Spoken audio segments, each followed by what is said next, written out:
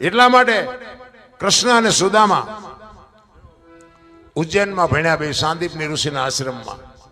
જાણીતો ઇતિહાસ છે, ભાગવત કથા બાપુ વાંચતા હોય એટલે એમાં આવતું જ હોય, પણ આ તમને થોડુંક યાદી કરાવું.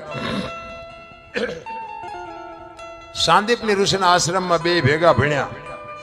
જો આપણે ભગવાન ભગવાન કરી છે, ઓલો ભેગો ભણતો તો બાપુ ભૂખનો પાર નહોતો. આપણે રામ રામ રામ કરી છે, સીતાજી રામ ને પરણ્યા હતા, લ્યો આખી જિંદગી મારો દી ન હોઈ ગયો. આપણે રામ ને ભજવા કે ન ભોજવા, તમારું મન શું કે છે?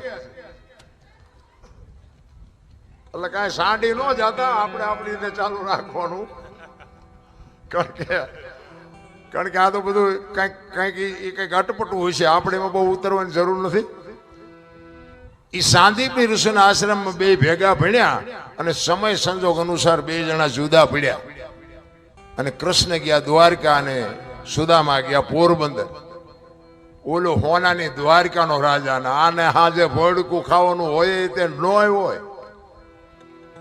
જો આ ભગવાનની ભાઈબંધી, મને તો એમ થાય કોક ડાયા માણસની ભાઈબંધી કરાય. હું આખી દુનિયા ભલે ભક્તિ કરે છે, હું રાજી છું, મારો ના નથી. હું એમ કહું કે તમે રામની ભક્તિ કરતા હોય, કૃષ્ણની કરતા હોય, શિવની કરતા હોય, જેની કરતા હોય ને, બધા ભક્તિ કરે છે શું કામ? મને કોઈ જવાબ નથી દેતું. શું કામ આપણે ભક્તિ શું કામ કરીએ છીએ?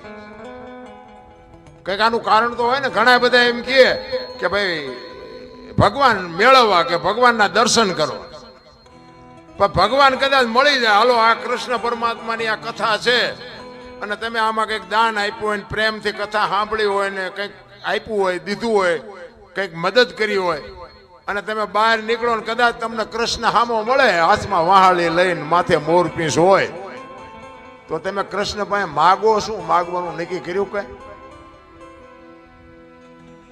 હું કઈક આપણે નક્કી તો હોવું જોઈએ ને. આપણે અહીંયા બેઠા છીએ, ભાગવત સપ્તાહ છે એટલે બેઠા છીએ, બરોબર. ક્યાંક લગ્નમાં આપણે ગયા હોય કે ભાઈ આ અમારા વ્યવહાર છે, ચાંદલો કરાવવા આવ્યા છે.